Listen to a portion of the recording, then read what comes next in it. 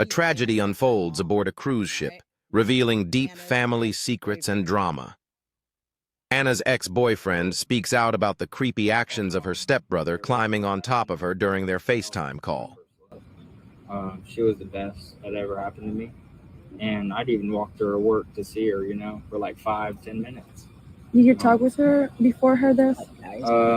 Like 3 weeks before it, yes, ma'am. I was actually supposed to go on the cruise that she went on, but we broke up before then. When did you split? We split up like 6 months ago. 6 months. Okay. And everyone said she's just a bright light. So many people wearing bright colors today. How would you describe the kind of...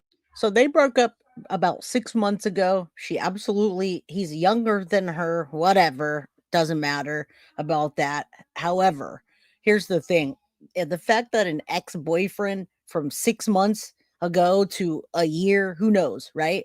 The fact that this outside source, this outside person that wasn't even connected to her right now, it was months to a year ago, is telling us the warning signs were there. He knew about it, which means Anna Kepner's family knew about it, which meant other friends knew about it, and yet they still put them in the room together and let them drink alcohol. All right. No, he didn't. Okay, let's keep going. I can't get into all the family details right now, but I'll do my best to answer questions after. She was a great person. She definitely knew how to throw on her outfit. She was great, Yes. She knew how to put on colors. It wasn't like a basic outfit. And this is your mom? Yes, ma'am. She's okay with you talking to us? Yeah, but we need to go. Okay. Just wanted... Okay. What should happen next? Thank you. What do you think? That sounds like me. They're like, "Is your mom okay with this?" And she's like, "Yeah, but we need to go." that's oh man, this is pretty. This interview, however, is pretty groundbreaking, because after this came out, then it all started coming out about the brothers' creepy obsession. Hey, Angel, good to see you. You're in the green. Hit that like button. We're giving away a Foxy box tonight. What should happen? I think that he should get thrown in jail. Yep. For as long as possible. And yeah. And when did you move into the house? I have no idea. Maybe. Like a year or two? Maybe like a year ago. I think so. You'd I don't You'd know. like to see justice for Yeah, I'd for your like first to love. see a lot of justice. Yes, Has she ever complained about his behavior before? yes, ma'am. Yes, sir. What did she complain about? She complained about him being uncomfortable, or her being uncomfortable around him, because of the fact that he tried to go on top of her in the bed, and because of that, she tried to go and stay the night at her friend's house and to dodge the staying. So the whole point of this interview is telling people that he had a creepy obsession when she was on the phone with her ex-boyfriend a while back. When they were together, they were on a FaceTime call, and the stepbrother tried to lay on top of her. And that wasn't the only time. He just witnessed that. He was there. He was on the phone when he did that. Thank you. I appreciate that, Wesley. Man, the 16-year-old suspect sounds like a psychopath. Oh, yeah. We're going to get to that next about his mental stay. Night at her house. She That ever- happened more than once. Yes. She ever bring that up with How many her? times did that happen? It happened one time, around like 3 a.m. that night. That time when you were on the FaceTime call with her, Yes, sir. 3 a.m. Yes, sir. Did she ever report that to her father? No, I have not. I've reported it to the FBI. And what is your name, ma'am? Ooh, yeah. That's true, Mab. Mab says like father, like son. All right. I am so grateful for these interviews. Thank you to Facebook and whoever did that on Facebook. All right, let's talk about the mental stay and then the other hospital things. Let's take a look back at this real quick so I can clarify. Those are the family members. That's Anna. That's her biological mom, Heather Wright. There's her dad. Her dad was married to Heather, Chantel, and Tabitha. Tabitha Kepner was the 15-year-old babysitter at the time, right? That was a 15-year-old babysitter. He was married to Anna Kepner's mom when he started cheating on her with the babysitter, and then he married her in 2011. All right, so first he was married to Heather, then Tabitha, and then he got with Chantel. All right. Thank you. I appreciate you, Kathy, a lot. All right, let's see the parents and the brother being hospitalized. There's a lot in today's episode, guys. So I hope you have your notepads out. We may have a quiz. I always try to scare you guys. And this guy's great. This guy, I believe this is Mike DeForest, Channel 6 News. I've been in touch with him about the Madeline Soto case. He is kicking ass in Florida.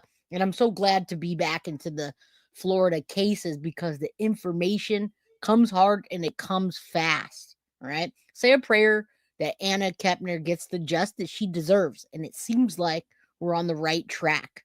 All right. All right. You're up, Mike. Stepbrother, quote, is a suspect in her death on a Carnival cruise ship. That information is not coming from law enforcement. It's coming from the 16-year-old's parents. Those parents were just in court. If the court isn't aware that apparently this has been made national news. This online court hearing involving a child custody case took place just hours before a memorial service honoring Anna Kepner, who was found dead on a Carnival cruise ship. The teen was joined on that cruise by her father, her stepmother, and at least two of her stepmother's children from another marriage, a nearly 9-year-old daughter and 16-year-old son. Those two children were the subject of this court hearing. Can I speak to this? And that's why this is getting all, it's just all over the place. And we have to pick up the pieces and put them together. Well, for you, if the creators do that for you, that's what I'm trying to do. The pieces of the puzzle in this case are everywhere right now. Information is coming out as fast as I can gather it. Why would you put a teenage girl and a boy? Now, putting a teenage girl and a boy, if they were family members, that's not unheard of. They wouldn't have 4-person cabins for people to have their kids in, right? It's not against the law. But when you know that you have children that are coming from a mixed family, they hadn't been married for longer than a year. So that means they brought these kids together that didn't know each other. And then you got this creepy guy that carries a knife around, already pining after his stepsister. And then you put them in a room, let them all drink alcohol and don't pay attention. That's a recipe for disaster. All right. Red Riding Hood. Hi, I'm here. How old is the dad's new wife? Well, that's the dad's new wife. And the dad's new wife is age appropriate. Everybody, welcome Red Riding Hood. Thank you so much for the $2 super sticker. She's probably the same age as the dad. I don't think anything is nefarious other than those people. I'm not a fan of the mom or the dad. They both seem very shady to me. All right. And you'll see why as we go. This is Chantel Kepner, the children's mother and Anna Kepner's stepmother. She's in a child custody dispute with her ex-husband, Thomas Hudson, seated on the right. Well, the former couple says their 16-year-old son, quote, is a suspect in his stepsister's death. Well, Your Honor, it's our understanding that because the cruise was in international waters, that the young child, not the 9-year-old, but the 16-year-old was allowed to drink. They're telling because, and the reason they're even saying this is because everything's going to come out. Everything's coming out and everything's on their CCTV footage. And thank you. Tiff says she's 36 years old. So she's age appropriate. The dad's he looks probably in his 40s. Again, they're all age appropriate. All right. What's up, Dale? All right. Thank you. Thank you. I appreciate you guys. Custody fights are the worst, and especially when you start getting this type of thing into play. Yeah, he wasn't upgrading wives. I think his young wife was upgrading him. All right, bum. Let's go. Teenagers were given their own room in which to stay. Just a lot of circumstances that show that the mother in this case was not exercising appropriate supervision over this child or the other child involved. Chantel Kepner's attorney disputes that. There are videotapes on the ship that confirm that there was absolutely no drinking and that and DCF investigated and saw that there was no alcohol in mom's house. You see that? You see what's happening here? This is getting sticky, right? And Chantel absolutely saw the signs, in my opinion. She did not seem to be upset I mean, I'm sure she was upset at the time, but this lady's going through the motions as if she had a feeling this might happen. Yeah, I was a forensic nurse. This is definitely where he has been. Yeah, we're going to see that next. And thank you, John Murphy, for that. Good to see you. Welcome. Welcome to Guilty of Crime, the crime crew. Whatsoever. So I'm not sure where that's coming from. There was no resolution to the child custody dispute, which will be handled at a future court hearing. We did learn that 16-year-old stepbrother was taken to the hospital after the cruise for undisclosed reasons. He is now living with a relative on his mom's side of the family as the FBI investigation continues. Mike DeForest, News 6.